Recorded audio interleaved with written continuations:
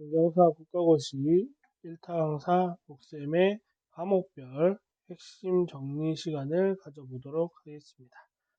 자, 이번 시간에는 안경사 최종 모의고사 빨간 키 파트를 활용해서 과목별 내용 정리를 해볼 텐데요.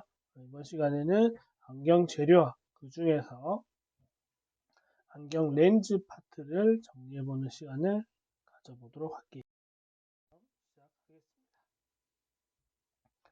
자, 우선 안경 렌즈는 크게 테와 마찬가지로 플라스틱과 유리를 비교하는 내용들이 주로 나오게 된다라는 거. 우리가 지금 임상에서는 대부분이 플라스틱 렌즈를 쓰고 있지만 그래도 아직까지 유리 렌즈가 생산이 되고 있고, 그리고 문제로 만들어서 내기는 비교할 수 있는 대상이 되어서 좋기 때문에 유리 렌즈에 대한 부분도 좀 어느 정도는 공부를 하셔야 되겠습니다. 자, 그러면 두 개를 비교하면 쉽게 생각하시면 돼요. 유리는 잘 깨진다, 덜 긁힌다, 투과율 높다. 그러면 이제 플라스틱은 덜 깨진다죠. 덜 깨진다, 잘 긁힌다, 투과율이 낮다, 유리에 비해서. 이런 것들만 서로 비교하면 되죠. 그리고 얘는 무겁다,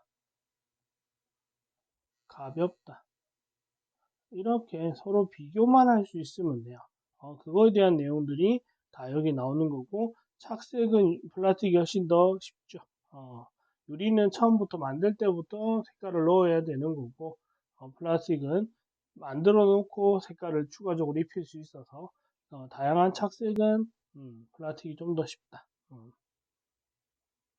덜 깨지기 때문에 내충격성이 높고요. 잘 긁히기 때문에 표면 경도, 내마모성은 낮다라는 걸 알 수 있죠. 그래서 전체적으로 두 개를 비교했을 때 이런 느낌들을 여러분들이 기억할 수만 있으면 굳이 이런 세부적인 것들을 정리 안 한다 하더라도 이렇게 적을 수 있으면 충분하겠습니다. 자, 다음 자, 이런 문제들이 많이 나오죠. 광학적 조건, 재질적 조건 이런 내용들이 시험 문제로 자주 나오는데 이런 것들은 여러분들이 그냥 옳은 말을 찾으시면 돼요. 광학적 조건은 프리즘에 관련된 내용들, 그래서 투명해야 되고요. 굴절률 아배수 값이 커야 되고요. 굴절률과 아배수는 둘 다 큰 게 좋습니다. 그리고 반사율, 표면 반사율. 반사율은 손해보는 거니까 작고 투명도가 높아야 되고, 그 다음에 선명한 상을 만들 수 있어야 되니까 수차는 다 최소가 되어야 된다. 읽어보면 다 맞는 말이에요. 그 다음에 재질, 소재가 되는 재질의 조건들은 맥리, 기포, 흠이 없어야 되고요. 기포도 없어야 되고 흠도 없어야 되고, 맥리라면 이렇게 쭈글쭈글하게 그 코팅 막에 결 나가듯이 되는 것을 말하고요. 그 다음에 렌즈 표면에 광학적, 화학적 변화 없어야 되고, 적당한 경도와 적당한 강도 다 가지고 있어야 되고, 비중은 작은 거, 가벼운 게 좋은 거니까요. 그 다음에 열팽창 개수 작아야 좋다. 투과율은 우리 눈에 빛이 들어오는 거니까 많이 들어오는 게 좋죠. 투과율은 좋아야 되고, 정밀도 좋아야 되고, 시야 넓어야 되고, 가볍고 두께가 얇으면 쉽게 깨지지 않아야 된다. 읽어보면 다 맞는 얘기들이고요. 특히나 안경 렌즈에서 이런 용어들을 해석하기에 도움을 받으라고 안경테 파트에서 했던 그 용어들에 대한 얘기들을 조금 했던 겁니다. 그래서 이 용어들에 대한 얘기를 완벽하게 이해하지 못하더라도 이게 긍정인지 부정인지만 빨리 파악하시면 돼요. 열팽창 계수는 부정형이에요. 부정이에요. 그러면 부정은 작은 게 좋은 거고요. 비중도 부정이죠. 그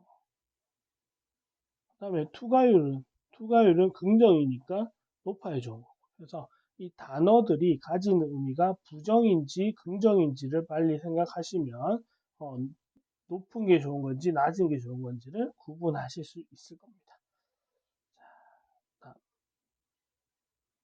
자, 유리는 크게 두 파트로 나눕니다. 유리는 SiO2 규소를 가지고 만든 게 대부분 주로 많이 사용되고 있고요. 그다음에 크라운 유리와 플린트인데, 크라운이 우리가 알고 있는 중굴절, 얘가 이제 고굴절, 이런 식으로 생각하시면 되겠고요. 자, 크라운 유리는 아배수가 55 이상이고 굴절률은 1.5 이상. 자, 여러분들이 알아야 될 게 N이 높아지면, 즉 굴절률이 높아지면 아배수는 감소합니다. 둘 다 높은 게 좋긴 하지만 얘와 얘의 관계는 서로가 서로의 반비례 관계이기 때문에 굴절률이 낮으니까 얘가 높아요. 굴절률이 높으니까 아배수가 낮아요. 서로가 어쩔 수 없는 관계입니다. 자, 아배수가 크다라는 말은 색분산이 작기 때문에 아배수는 긍정입니다. 그러니까 높을수록 좋죠. 자, 그래서 크라운 유리에는 붕산을 섞어 가지고 투명도가 높은 저굴절률의 고압에서 훨씬 투명도가 높은 제품들을 만들 수 있습니다. 이게 뭐냐면 현미경, 만원경에 사용되는 유리죠. 우리 천체만원경 이런 데 사용되는 유리가 이런 식으로 굴절률이 높지 않아도 상관없는데 아배수는 굉장히 높아서 투과도가 굉장히 좋게 나오는, 깨끗하게 나오는, 화질이 선명도가 좋아지는 이런 렌즈를 만들게 되고요. 자, 그 다음에 자, 크라운 유리에다가 납을 섞으면 플린트 유리를 만들 수 있습니다. 자, 그러면 납이라는 거는 결국 뭐를 높이는 경우가 되죠? 얘는 N을 증가시키는 용도가 되죠. 그 다음에 플린트 제품에다가 BAO, 산화 바륨을 섞으면 아배수를 증가할 수 있어요. 플린트는 아배수가 낮기 때문에 그 낮은 아배수를 증가시키기 위해서 바륨을 쓸 거예요. 산화 바륨. 자, 그 다음에 플린트에다가 TiO2, 이산화티탄을 섞으면, 이산화티타늄을 섞으면 굴절률을 더 높일 수 있어요. 그러니까 얘가 1.70인데 1.80 이런 식도 높이려면 TiO2를 섞어주면 되는데 비중을 줄이는 효과를 합니다. 자, 아까 N이 높아지면 압에서 감소하는데 N이 높아지면 비중은 증가합니다. 밀도가 늘어나는 거기 때문에 무거워질 수밖에 없어요. 근데 굴절률이 증가하면서 무거워지니까 비중이 높아지니까 이 비중을 줄이기 위해서 티타늄을 넣어주는 거죠. 이산화티타늄을 넣어서 굴절률을 증가시키지만 비중을 줄일 목적으로 쓴다. 그래서 한 번씩 이 제품들이 나와요. 무엇을 섞어서 어떤 효과를 내는지에 대한 문제들이 나올 수 있으니까 그거 구분해 놓으시고 크라운 유리의 굴절률, 플린트 유리 굴절률, 그리고 아베스 수치 정도는 기억해 놓으시면 한 번씩 모의고사나 국시형 문제로 나왔을 때 편하게 답을 맞출 수 있을 거고요. 자, 팁을 드리면 굴절률이 증가하면 즉 고굴절률이 되면 이런 문제들이 나오면 아배수 줄어들고 색분산은 늘어나고 비중은 늘어나게 된다. 이런 특징들을 우리가 가지고 있다라는 거. 그리고 하나 더 투과율, 표면 반사율이 늘어납니다. 표면 반사율도 증가한다. 이런 것까지도 여러분들이 기억하셔가지고 지금 36회, 37회 뭐 이런 문제들 보면 다 고굴절 렌즈의 특징 또는 고굴절로 바꾸는 이유 이런 것들에 대한 문제들이 나와 있어요. 그래서 그런 것들에 이런 부분들이 보기 용도로 나오니까 정리하셔서 틀리지 않게 하시면 좋을 것 같습니다. 자, 그다음 유리 렌즈는 내충격성이 낮아요. 성이 낮아서 잘 깨져요. 그래서 강화를 합니다. 우리가 휴대폰 액정 깨지지 말라고 강화 필름 붙이는 건 똑같아요. 휴대폰 액정도 유리잖아요. 유리를 깨지지 말라고 강화 필름을 붙여주는 거나 마찬가지인 겁니다. 그래서 플라스틱에는 강화법이라는 게 안 나오는데 유리에는 강화법이 나옵니다. 그래서 파손으로 인한 눈 상해를 예방을 목적. 안 깨지는 것도 있지만 깨졌을 때 날카롭게 깨지지 않게 만드는. 이게 무슨 의미냐, 어떤 거냐면 좀 극단적 표현을 하면 자동차 앞유리창은 깨진다고 바로 유리 파편이 다 튀는 게 아니죠. 그런 식으로 만들어 주는 게 강화를 한다라는 이유가 되는 겁니다. 그리고 인장응력, 압축응력을 강화시키는 건데 방법은 두 가지가 있습니다. 열강화법, 이온교환법이 있는데 열은 물리적 강화법이라고 합니다. 말 그대로 온도 조절로 인해서 맞춰주는 거. 가열했다가 급냉시키면서 땅땅하게 단단하게 만드는 방법이죠. 그러다 보니까 표면의 압축, 내부의 인장응력이 생기는데 얘는 인장응력까지도 굉장히 강해지죠. 안에서부터 강하게 얼어버립니다. 그러니까 이게 우리 물 얼 때 생각하시면 돼요. 생수통에 물 받아가지고 냉동실에 넣어 놓으면 가운데 여기 회오리 같은 거, 이렇게 심지 같은 것도 같이 그런 형태가 유지되면서 얼어 있죠. 그게 안쪽부터 굳어갔다라는 소리입니다. 그래서 그런 왜곡 부분이 보이게 되고요. 강화 후에는 렌즈 가공을 하기는 어렵다라는 특징 가지고 있고, 자, 그에 반해 이온 교환법은 화학적 방법을 이용하는 건데 질산 칼륨과 용액 속에 유리를 담가두면서 유리 표면에 있는 나트륨과 칼륨의 K가 서로 바뀌면서 표면을 강화시키는 겁니다. 근데 얘는 표면을 강화시키는 거다 보니까 안쪽을 강하게 하지는 못해요. 그래서 자, 밑에 보시면 압축은 표면이고요. 인장은 내부예요. 여기 적혀 있듯이. 그러니까 이온교환법은 표면이 극단적으로 높아요. 근데 인장은 낮아요. 근데 열강화는 표면과 인장이 둘 다 일정 비슷하게 높아요. 그러니까 열강화는 내부까지도 한 번에 강화시킬 수 있지만 표면이 상대적으로 엄청 높진 않고, 이온교환은 표면만 최대로 강하게 만드는 방법이 이온교환법이 되겠고요. 그 다음에 수십 수천 배를 한 번에 할 수 있다라는 담궈두는 형태이기 때문에 한 번에 할 수 있다는 특징이 있죠. 대신 시간은 길다. 그래서 보통 우리가 안경렌즈는 이 방법으로 사용해서 하는 거고요. 그리고 이 시간을 줄이기 위해서 산화아연, 산화마그네슘 등을 넣어주면 교환이 촉진되면서 시간을 줄일 수 있고, 그 다음에 Al2O3 삼산화 알루미늄을 넣어줌으로 인해서 내부에서 강해지는 이것들을 더 강하게 만들 수 있는 물질을 추가적으로 넣을 수도 있습니다. 얘들도 어쩔 수 없이 이렇게 비교한 걸로 시험 문제가 나올 테니까 기출에 있는 기출에 있는 문제를 풀어봐도 되고, 아니면 모의고사에 나온 문제를 풀어봐도 되고, 한경사 최종 모의고사에 있는 자료를 봐도 되고요. 이런 문제들은 정리를 해 두실 필요는 있을 것 같습니다. 두 개를 비교해서 정리하시면 돼요.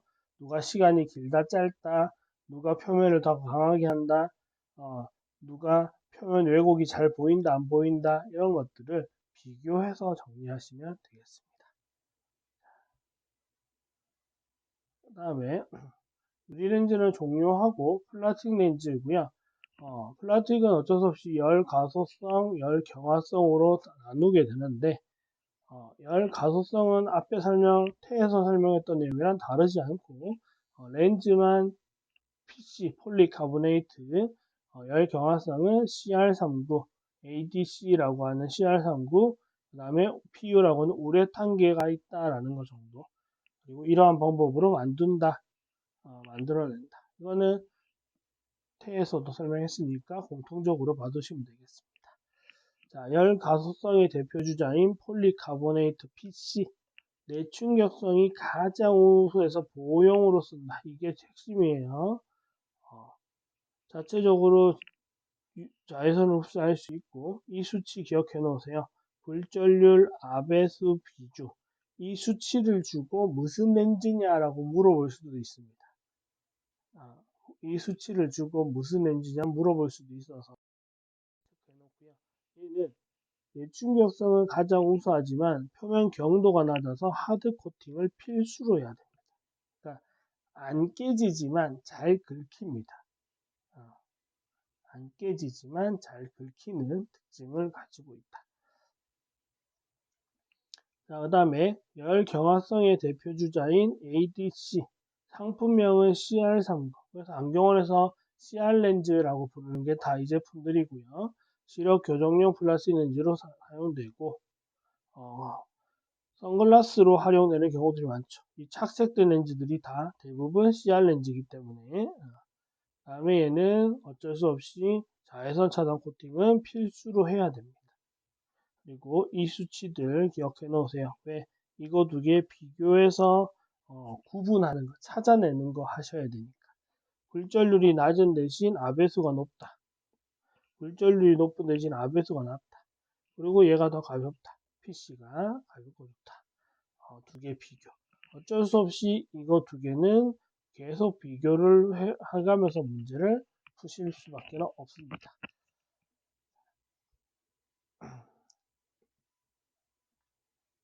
자, 그 다음에 유리렌즈에서는 강화법이 나왔고요.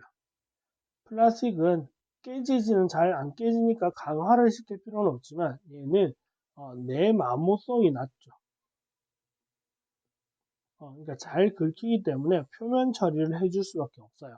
긁힘 방지를 또는 투과율이 낮기 때문에 자외선 차단을 해서 투과율을 높여줄 수밖에 없거든요. 그래서 코팅 방법이 나오게 됩니다. 그래서 반사 방지 코팅, 하드 코팅, 스몰 코팅 이런 등등의 코팅 법들이 나오는데 가장 기본형이 얘죠. AR 코팅이라고 부르고 우리가 반사 방지 코팅입니다. 표면 반사를 줄여가지고 다 투과될 수 있게 만들어주는 게 이 방법이고요. 이거는 간섭 효과 이용하죠. 효과를 이용합니다. 그래서 여러분들이 물리강의에서 안경렌즈 코팅, 간섭의 안경렌즈 코팅막이 있는 게 이 반사 방지막 AR 코팅을 얘기하는 거. 자, 얘는 브라마그네슘이라고 하는 가장 많이 쓰는 코팅 물질, 코팅막의 물질. 다음에 한 층으로 약하니까 여러 층을 쌓는다 그래서 멀티 코팅이라고 안경으로서 얘기하고 아마 시험 문제는 그냥 다층막 코팅 이렇게 언급을 하게 될 겁니다. 자, 그 다음에 하드 코팅, 말 그대로 경질막, 긁힘을 방지하기 위해서 딱딱하게 만들어주기 위해서 강하게 만들어주기 위해서 하는 거고요.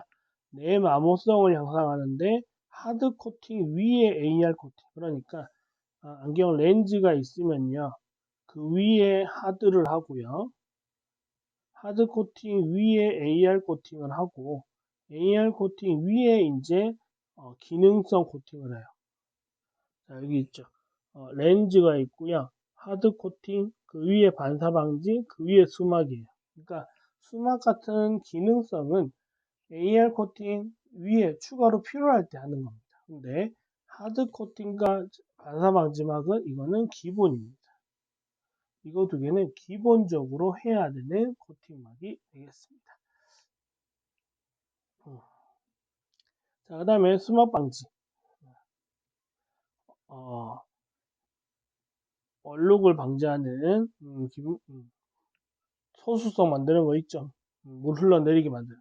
표면을 소수성화 시켜가지고 우리 자동차 앞유리에 유막 제거해가지고 물 흘러내도록 만들잖아요. 소수성으로 만들어서 그걸 우리가 수막 방지 코팅, 안경렌즈에도 코팅막으로 적용할 수 있습니다. 자, 그다음 반사 방지막 코팅의 효과 이런 거는 시험 문제로 자주 나오니까 꼭 체크해 두시고요. 가시광선 우리 눈에서 봐야 되는 빛만 투과율을 증가시키고 자외선 적외선은 줄인다.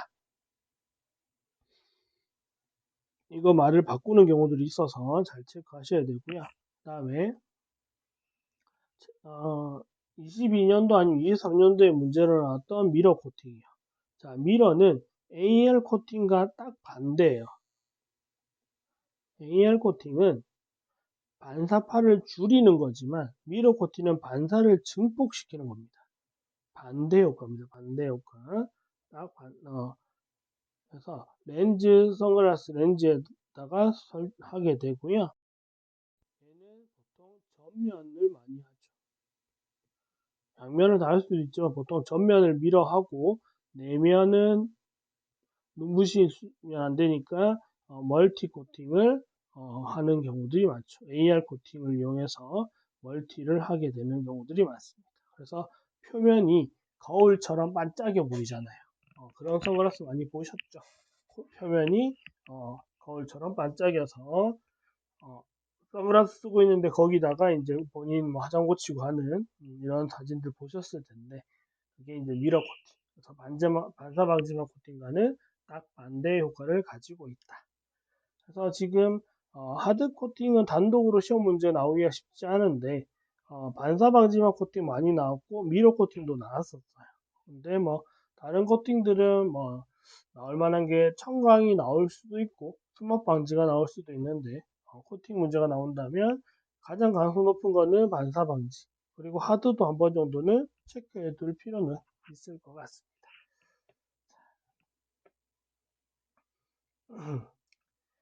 자, 그 다음에 이제 컬러 렌즈에 대한 얘기들인데 렌즈에 색깔을 입히는 방법이죠. 렌즈에 색깔을 입히는 방법인데 염색을 하는 방법이 있어요. 플라스틱 렌즈에 하는 방법 중요하죠. 80에서 90도씨 온도에서 실시한다. 이 온도 기억하셔야 됩니다. 여러분들이 재료학 공부하는데 온도를 기억할 일이 거의 없는데 아까 경납과 연납에서 450도 정도, 그 다음에 여기서 염색 착색법의 용액의 온도 80에서 90도 요거 정도 기억하시면 좋고요. 그리고 연한색부터 착색을 하면 좋습니다. 그래서 보통 담그는 거예요. 색깔 입히고 AR 코팅을 해서 색깔 입히고 나서 AR 코팅을 추가로 합니다. AR 코팅 하고 나면 색깔이 잘 안 입혀져서, 그래서 요즘은 예전에는 AR 코팅을 안 하는 경우도 있어서 착색 렌즈를 안경을 가져가면 색깔을 연하게 만들어 주는 경우들도 있었는데 요즘은 AR 코팅을 기본으로 해야 되다 보니까 어쩔 수 없이 색깔을 빼는 거는 무리가 불가능한 상태가 되어버리고 있죠. 얘는 이런 용액 속에 렌즈를 담궜다가 빼는 형식으로 염색하는 방법입니다. 그 다음에 용융, 녹이는 거죠.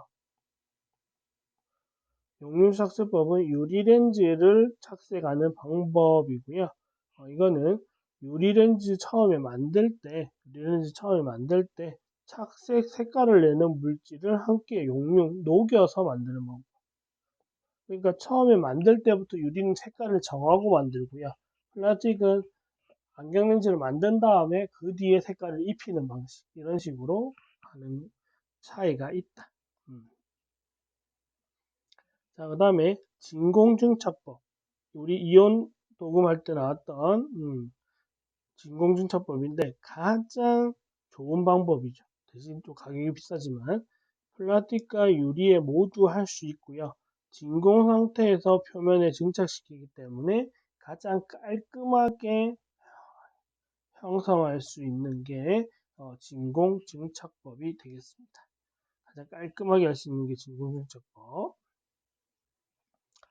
자, 얘는 미러 코팅할 때 사용하는 방법 체크해 두시면 좋고요. 색농도의 균일성이 최상이다. 가장 좋다. 가장 깔끔하다. 대신 비싸니까 추가 비용이 받죠. 미러 코팅할 때. 그 다음에 용착은 말 그대로 붙이는 거예요. 얇은 생유리를 무색 렌즈에 붙여서 하는 거고요. 보통 인테리어 할 때 사용하지 안경 렌즈에 사용하는 방법들은 좀 아니다라고 지금 안경 렌즈에는 이 방법을 거의 사용하지 않는다.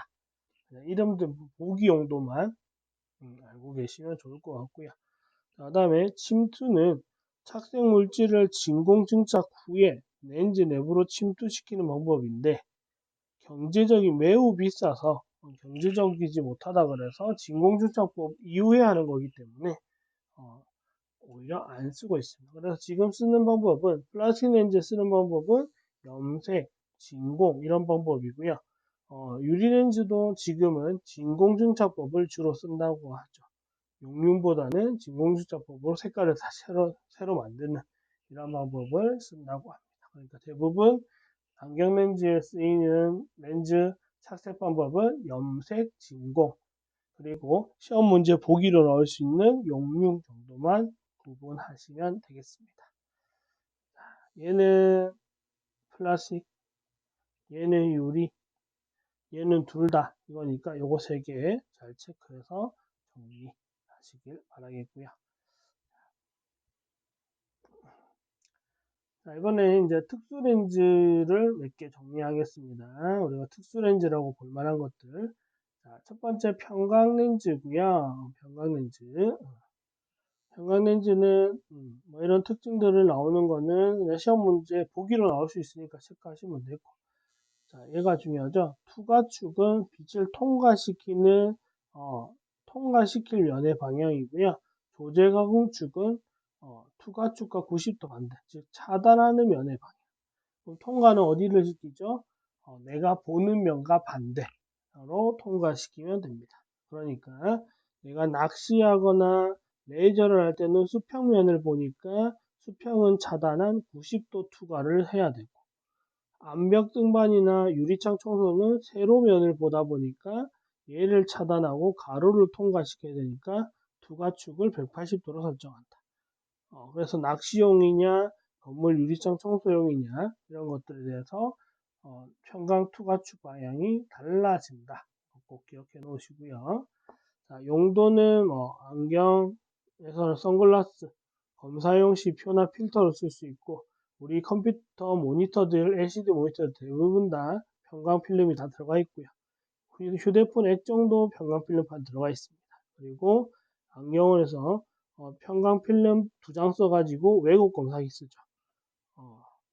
왜곡 검사기 형태를 만들어서 사용하고도 있습니다.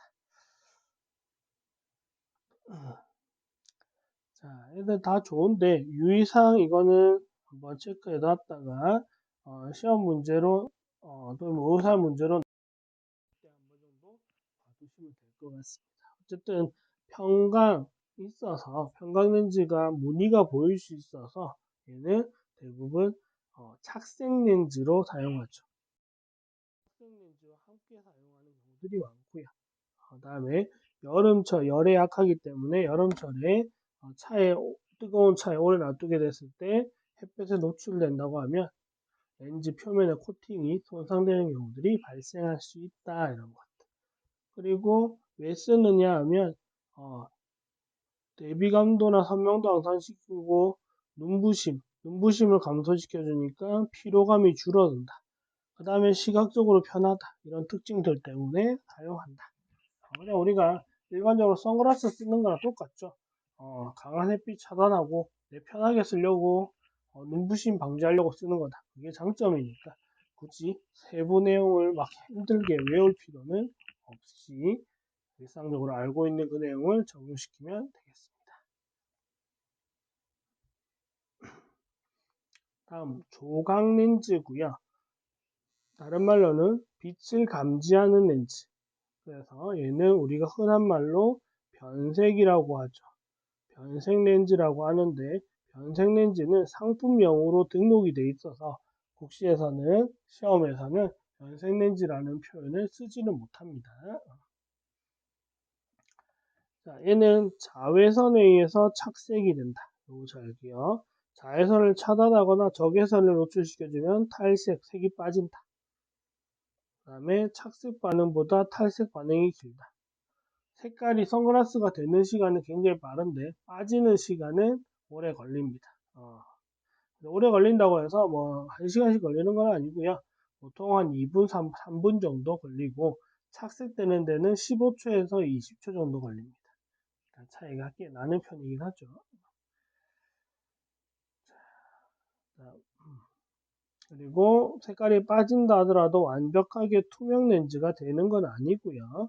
그 다음에 자외선이 차단되면 착색 반응이 느리면서 또는 연하게 되게 돼요. 그러니까 이거를 자외선 차단한다는 말은 AR 코팅도 생각해야 되고요. 그 다음에 안개, 흐린 날,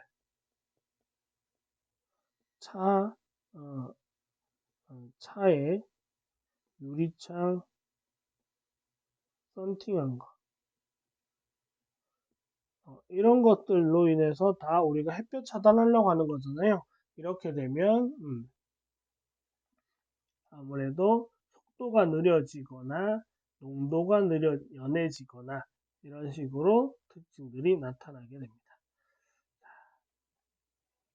그리고 기온이 낮은 경우에 더 진하게 착색되죠. 그래서 이 기온이 낮다는 거를 여름철, 겨울철 이런 식으로 비교를 하니까 제가 여기 색깔 푸른색으로 되어 있는 것들은 또 중요하게 조금 더 중요하게 체크해야 되는 부분들을 색깔을 다르게 글씨를 써놨으니까 여러분들이 영상 보면서 함께 정리하실 수 있으면 좋겠습니다. 자, 다음에 유리 조각 렌즈. 얘는 우리가 일상생활에서 여러분들이 흔하게 볼 수 있지는 않지만 이 제품들, 이 소재 세계 때문에 시험 문제를 자주 나와요. 이게 할로겐 화합물이라고 하는데 염화은, 브로마은, 요오드화은 이 세 가지를 섞어서 넣어줌으로 인해서 색깔을 변하게 만들 수 있다라는 거고요. 자, 얘만 그레이고요. 회색이고 이거 두 개는 브라운을 만듭니다. 브라운 계열, 갈색 계열을 변색으로 만들고요. 얘는 회색의 변색을 만든다. 지금까지. 그 다음에 우리가 주로 사용하는 플라스틱계 조각 렌즈는 얘는 염료를 렌즈 표면에 염색 착색하거나 코팅하는 방법으로 하는데 스피로피란 화합물을 주로 사용한다라고 알고 계시면 되겠습니다. 이거에 대한 자세한 메커니즘 이런 것들은 시험 문제 나오지 않을 거니까 이름만 체크해 두시면 좋고요. 자, 그 다음에 유리든 플라스틱이든 좌우 렌즈의 두께가 차이 날 경우에는 농도 차이가 날 수 있다. 뭐 예를 들어 오른쪽은 마이너스 1디옵터고 왼쪽은 마이너스 7디옵터다. 그러면 여기와 여기의 농도 차이는 발생할 수 있습니다. 이거는 렌즈 두께에서 오는 거기 때문에 어쩔 수 없는 차이를 만들어줄 수밖에 없다. 자, 다음. 자, 고글전류 렌즈와 비구면 렌즈인데요. 우리가 굴절률이 올라가는 거죠. 고글전율이 되면 어떤 특징들이 나타나는지만 알면 돼요. 중심 두께를 얇게 하거나 가장자리 두께를 얇게 한 거죠. 가장자리 얇게 하는 건 마이너스고 중심 두께를 얇게 하는 거는 플러스 렌즈. 그래서 굴절률이 높아지면 아까 앞쪽에 유리 초반에 보면 나와 있죠. 굴절률이 증가하면 아배수는 감소하고 색분산은 늘어나고 아배수와 색분산은 반대니까 비중 늘어나고 두께 줄어들고 이런 특징들을 우리가 함께 정리해서 보실 수 있습니다. 자, 그리고 용도는 이런 곳에 쓴다. 그 다음에 이거는 투과율 보완을 위해서 멀티 코팅을 필수다. 여기에 투과율이 투과율 반사율이 늘어나죠. 반사율이 늘어나니까 투과율이 줄어드는 효과를 나타내기 때문에 그걸 보완해주기 위해서 자외선 차단 코팅을 멀티로 해주는 것은 당연히 중요하고 강도, 도수가 높은 비정시 교정에 사용되는 렌즈다. 그 다음에 비구면 렌즈, 평면화 렌즈라고 생각하시면 되겠고요. 주변부 공유를 변화시켜서 비구면화로 만들었다. 그러니까 요즘 우리 다 평면 렌즈 쓰잖아요. 평면, TV도 그렇고 화면도 그렇고 다 평면이잖아요. 그리고 화소가 높을 때는 이제 커브드가 좀 낮다 그래서 커브드를 쓰는 거지만 대부분은 다 평면으로 쓰죠. 그게 주변부 왜곡이나 수차를 줄일 수 있기 때문에 그렇게 쓰는 겁니다.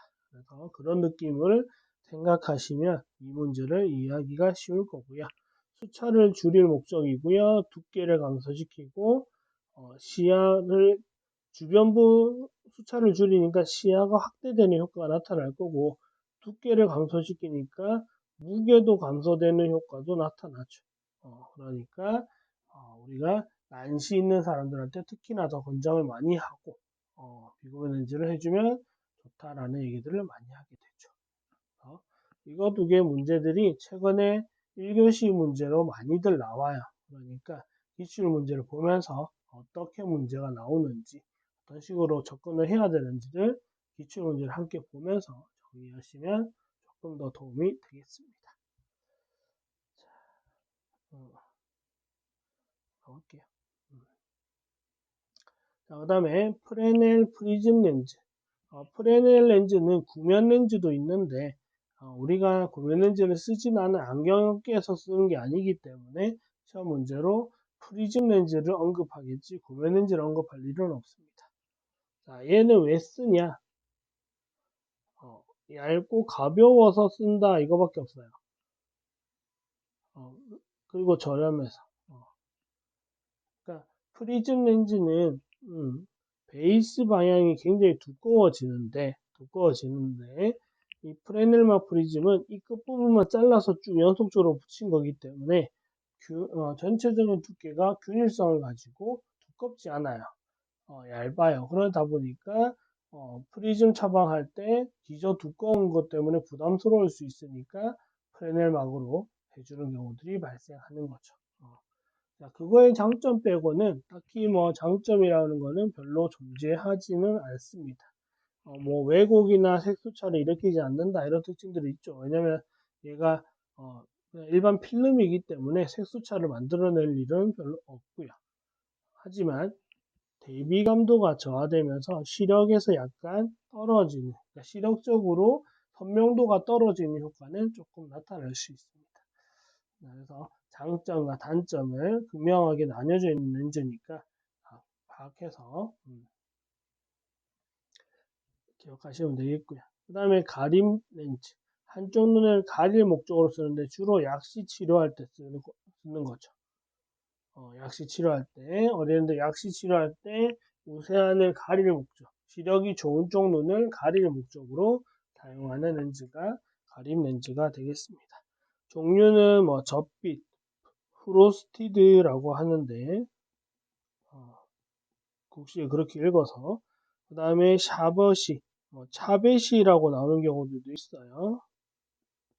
그 다음에 민스 글라스는 일상에서 쓰는 렌즈 제품 이름이기 때문에 여기까지 언급될지는 잘 모르겠습니다. 근데 이거 두 개는 구분할 수 있으면 좋아요. 특징들.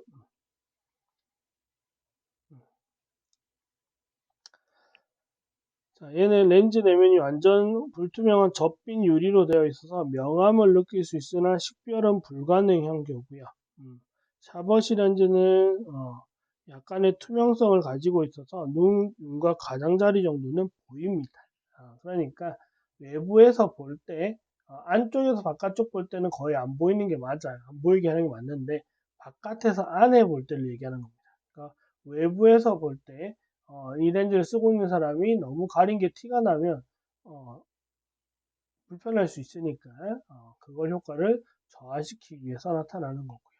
그 다음에 민스 글라스는 내부에다가 미러 코팅, 보통 미러는 외부에다 하는데 내부에다가 미러 코팅을 해서 본인 눈이 반사돼서 보이는 거예요. 그러면서 외부가 안 보여요. 근데 바깥에서 안쪽으로는 피검자의 눈이 웬만큼 보입니다. 그러니까 훨씬 위화감이 덜 하죠. 그래서 내부에서는 밖이 보이지 않게 만들어주는 목적으로 쓰는 거기 때문에 종류가 이런 게 있다 정도만, 이름들만 기억해 두시면 되겠습니다.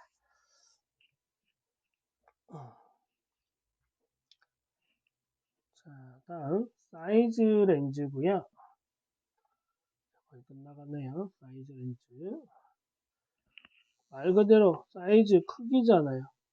크기 렌즈란 말은 상의 크기를, 좌우 망망상의 크기가 다른 부등상시를 교정할 목적의 렌즈, 안경이죠. 안경 렌즈를 말합니다. 자, 그러면 이 사이즈 렌즈를 언제 해주는 거냐? 부등시 중에 부동시 중에서 우리가 축성이 있고 굴절성이 있죠. 축성 부동시한테는 얘가 나아요. 사이즈 렌즈가 낫습니다. 네, 굴절성 부등시는 콘택트 렌즈가 낫습니다. 그래서 이런 문제 혹시 나온 적 있습니다. 굴절 부등시인데 오른쪽 마이너스 1이고 왼쪽 마이너스 5고 얘 케라토 값도 주고 케라토 값 줘가지고 여기 뭐 42, 46 뭐 이렇게 되어 있다. 그래서 이렇게 차이 나는 경우에 어떤 거 처방하는 게 가장 좋냐 그래서 답이 콘택트 렌즈입니다 라는 문제가 기출문제 실제로 있어요. 그래서 굴절성 부동시는 콘택트 렌즈로 교정하는 게 낫습니다. 상 크기를 최소화시킬 수 있어 좋은데 변화를 최소화시킬 수 있어 좋은 반면 축성일 때는 콘택트 렌즈로 교정하는 게 오히려 더 안 좋고요. 사이즈 렌즈를 이용해서 교정해 주는 게 좋다. 근데 우리 배율 구할 때 이 공식을 그대로 써서 하는데 얘가 형상계수라고 하고요. 얘가 굴절력 계수죠. 자, 그래서 여기서 변화시킬 수 있는 요소들은 정정한 거리, 중심 두께, 전면 굴절력, 렌즈 전체 굴절률 이런 것들인데 보통 이런 부분들을 주요 변수로 변화시킬 수 있다라는 거. 이건 배율 내용과 동일하게 정리해 두시면 좋을 것 같습니다. 이게 이제 나중에 사이즈 렌즈 이렇게 대놓고 나오진 않고요. 여러분들이 어떻게 보냐면 1교시에 안경 광학 파트 뭐 67번, 68번 이 수준에 가보면 배율에서 배율을 줄일 목적을 어떻게 해야 되냐면 뭐 두께를 늘린다, 전면 굴절력을 작게 한다 이런 문제들을 본 적 있을 겁니다. 기출에서. 그 문제가 이 렌즈에 대한 이 배율 조정에 대한 얘기들을 하고 있는 겁니다. 그 문제로 같이 정리하셔도 좋을 것 같고요. 종류는 오버롤, 메리디오널, 어퍼컬, 사이즈 렌즈 이렇게 세 가지가 있는데 오버올은 구면 형태입니다. 모든 방향에서 배율이 동일한 거. 메리디오널은 난시 형태입니다. 경선 방향에 따라서 배율이 다른 거예요. 그리고 무초점 사이즈 렌즈 어포컬은 굴절력이 0인데 배율 효과를 가지는 거. 그러니까 오른쪽은 0.00이고 왼쪽은 마이너스 4디옵터다.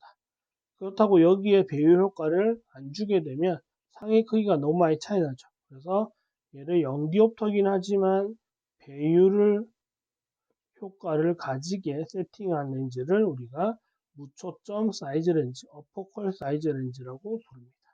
이때 할 때는 보통 T를 증가시켜서 맞춰주는 방법을 가지고 있고 이거는 실제 임상에서 사용하는 방법에 해당하겠습니다. 종류 정도 체크해 두시면 될 것 같고요. 아마 이 종류가 세부적으로 나오는 경우들은 잘 없을 건데 그래도 1번과 2번을 구별하는 문제들은 물어보는 내용들이 있을 수 있고요. 그리고 사이즈 렌즈 이럴 목적으로 쓴다라고 하는 이런 게 무슨 렌즈냐라고 하는 문제들은 재료학 문제로 충분히 나올 수 있다. 정도 기억하시면 되겠고, 기출문제 확인하셔가지고 문제가 어떻게 나왔는지 꼭 체크하시길 바라겠습니다. 자, 그리고 특수렌즈의 마지막 자외선 흡수렌즈와 적외선 흡수렌즈, 혹시나 몰라서 이것도 문제로 저 내용으로 정리했습니다. 자외선을 흡수한 렌즈는 폴리카보네이트는 자체적으로 흡수하니까 그대로 놔둬도 돼요. 그리고 고물전류 플라스틱도 자체적으로 흡수하니까 놔둬도 되는데, CR39 같은 경우는 자체적으로 흡수를 못하니까, 그러니까 흡수를 못한다기보다는 손실률이 생기니까 그 손실률을 줄여주기 위해서 산화아연, 이산화티타늄 같은 물질들을 섞어주는 거죠. 그리고 크라운 유리도 이산화세륨이죠.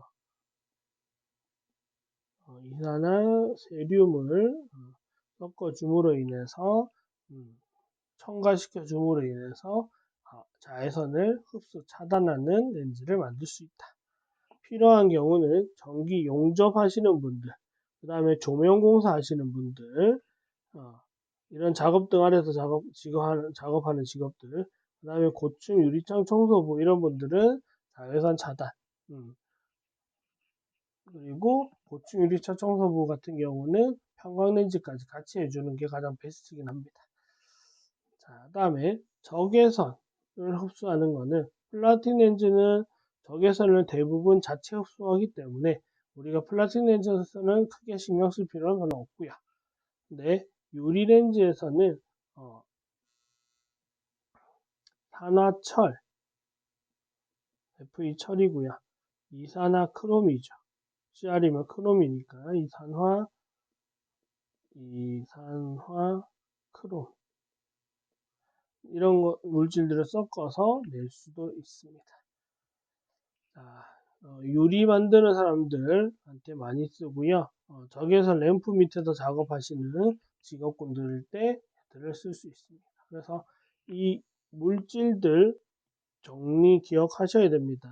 이거 가지고 시험 문제 한 번씩 나오거나 기출까지는 장담 못 하겠는데 모의고사는 나오니 실제로 나올 거니까 보시면 좋을 것 같고, 기출에 나온다면 기억해 놨다가 충분히 점수를 받을 수 있으면 좋을 것 같습니다.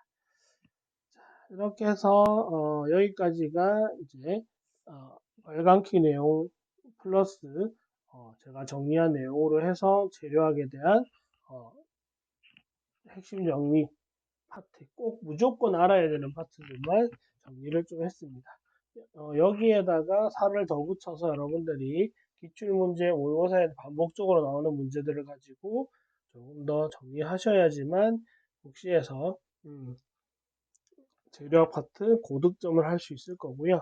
재료학은 1교시 10개, 3교시 10개 이렇잖아요. 총 20개 중에 여러분들이 재료학은 조금만 신경 쓰시면 15개 이상은 맞춰 주셔야 됩니다.